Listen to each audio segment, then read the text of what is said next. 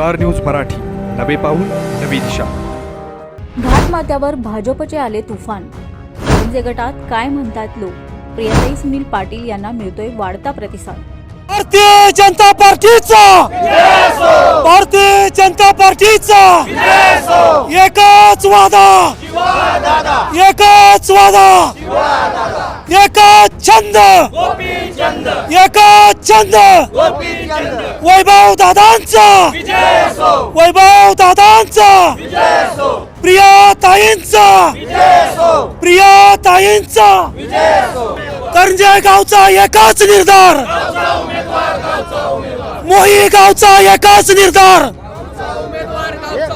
मोही गावचा एकच निर्धार, भारतीय जनता पार्टीचा। तुम्हाला सोने खरेदी करायचंय तर मग चला विट्याच्या ओम ज्वेलर्स मध्ये। विट्यातील प्रथमच सोन्याचे 100% BIS 916 hallmark jewellery showroom, HUID प्रमाणित सर्व दागिने, सोने तारण कर्ज योजना ही सुरू। तर मग एक वेळ अवश्य भेट द्या। आमचा पत्ता ओम ज्वेलर्स, सराफपेठ, बँक ऑफ महाराष्ट्र समोर विटा। संपर्क श्री भगवान ढमाले गार्डीकर, डॉक्टर विशाल शिंदे मोराळे। करंजे जिल्हा परिषद गटात या ठिकाणी भारतीय जनता पार्टीच्या वतीने जोमाने प्रचार सुरू आहे। आज जर बघितलं तर या ठिकाणी गावातून रॅली निघालेली आहे। या ठिकाणी भाजपचे या ठिकाणी सर्व कार्यकर्ते पदाधिकारी आहेत। आज या ठिकाणी प्रचार सुरू केलेला आहे। काय वाटतंय तुम्हाला? आज या ठिकाणी प्रचाराच्या निमित्तानं अतिशय आनंदाचा आज भारतीय जनता पार्टीच्या वतीने करंजे जिल्हा परिषद गटातून प्रियाताई पाटील यांनी उमेदवारी या ठिकाणी केलेली आहे। कसा प्रतिसाद आहे? प्रियाताई पाटील यांना करंजे गावातून आणि त्यांच्या करंजे गटातून एक नंबरचा प्रतिसाद आहे आणि ते भरघोस मताने निवडून येतील। आज जर बघितलं तर काय अपेक्षा आहेत तुम्हाला? भारतीय जनता पार्टीचं वरती सरकार आहे, खालती सरकार आहे, काय अपेक्षा आहेत? भारतीय जनता पार्टीचं केंद्रातही आहे आणि महाराष्ट्राचं आहे आणि त्यामुळं आपल्या मतदारसंघात सुद्धा प्रियाताई पाटील निवडून आल्यानंतर महाराष्ट्र सरकारकडून आणि केंद्र सरकारकडून निधी आणून भरघोस कामं होतील, विकास होईल। काय सांगाल आजच्या या निवडणुकीबाबत? काय चित्र आहे? आता वास्तविक पाहता सगळीकडे केंद्रात सुद्धा भाजपचं सरकार आहे, महाराष्ट्रात भाजपचं सरकार आहे। त्यामुळं सगळीकडं कमळ कमळ कमळ आणि कमळाचंच वारं चालू आहे। त्यामुळं विकास जर करायचाच असेल तर आपण प्रत्येकानं कमळाच्या बाजूनं ठामपणे उभं राहिलं पाहिजे। आणि जिथं जिथं कमळाचे उमेदवार आहेत, आमच्या करंजे जिल्हा परिषद गटाच्या प्रियाताई सुनील पाटील खंदारे यासुद्धा करंजे गटातून जिल्हा परिषदसाठी उमेदवार आहेत। तसेच पंचायत समितीचे उमेदवार शिवाजीराव धोंडराम माने अण्णासाहेब हे सुद्धा कमळ या चिन्हावरती आपली निवडणूक लढवत आहेत। त्या सर्वांना आपण कमळ चिन्हासमोरील बटन दाबून या गटातील सर्व नागरिकांना मी कळकळीची नम्रतेची विनंती करतो की त्यांनी सर्वांनी या दोघांना प्रचंड भरघोस मताने विजयी करावं, एवढेच आशा व्यक्त करतो।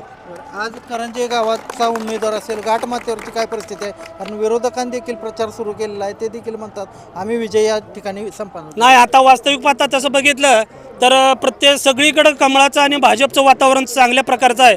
लोक चांगल्या पद्धतीनं आणि बदलाचं वार आहे। पंचायत समिती आजपर्यंत एकाधिकारशाहीकडे होती, आता सगळीकडं बदलाचं वारं वाहू लागले। त्यामुळं 100% या 2 सीटा तर आमच्या करंजे जिल्हा परिषद गटातील 2 उमेदवार पंचायत समितीचे आणि एक ZPचे उमेदवार आहे, 100% भरघोस मताने निवडून येण्यात तिळ मात्र शंका नाही। आज जर बघितलं प्रचंड उत्साह आहे, घोषणाबाजी होत होती, उत्साहाचं वातावरण होतं। काय ह्याविषयी जर बोलायचं असेल तर आज आमचे दोन्हीही उमेदवार एका ना एका ताकदीनं आज हे आज दोन्ही उमेदवार मोठ्या ताकदीनं समोरासमोर येऊन अशी तडीजोडीची लढाई करायला तयार आहेत।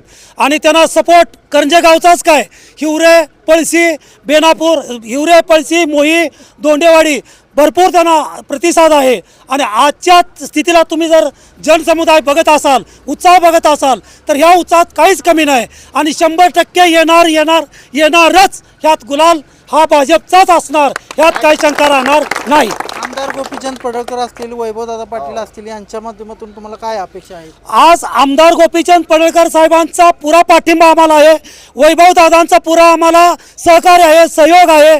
सरकार पूर्ण भाजपचं केंद्रात आहे, त्यामुळे आम्हाला काही कुणाला कमी येणार नाही। आणि जे उमेदवार उभा राहिलेत ते उमेदवार धडाडीचे उमेदवार आहेत आणि ते सशक्तपणानं आणि आपापल्या कार्यप्रगतीवर काम करायला एकजूट आहेत. एक युवा मतदार म्हणून या इलेक्शनकडे पाहताना मला एवढं समजतं की केंद्रात भाजप आहे, राज्यात भाजप आहे. जर आपण भाजपाच्या उमेदवाराला निवडून दिलं तर आपलं कोणतंच काम इथं अडणार नाही. आपल्यासोबत गोपीचंद पडळकर साहेब आहेत, ब्रह्मानंद पडळकर साहेब आहेत, वैभव दादा आहेत. आपलं ग्रामीण इथेही खूप नेते आहेत. आपलं कोणतंही काम अडणार नाही. आमचे दोन्ही उमेदवार वेल एज्युकेटेड आहेत. तुमचं कोणतंही काम अडणार नाही इथं मी इथं विश्वास देतो. इथं तसंच जे आधी सत्तेत होते त्यांनी ज्या योजना आधी राबवल्या गेल्या पाहिजे होत्या त्या काही त्यांनी राबवल्या गेल्या नाहीत. म्हणून इथं परिवर्तन हे झालंच पाहिजे. हे एवढाच विश्वास सांगतोय की तुमचं कोणतंही काम भाजपामुळे अडणार नाही. आज जर बघितलं तर जिल्हा परिषदेच्या उमेदवार प्रियाताई पाटील असतील, इकडं माने असतील, काय सांगाल, काय परिस्थिती? खरं तर हे दोन्ही उमेदवार अगदी नौके आहेत. पहिल्यांदाच त्यांनी रिंगणात उडी घेतलेली आहे आणि नवीन उमेदवारांना संधी देणं हे क्रमप्राप्त आहे. आम्ही मतदार म्हणून नवीन उमेदवारांकडं आशेनं बघतोय.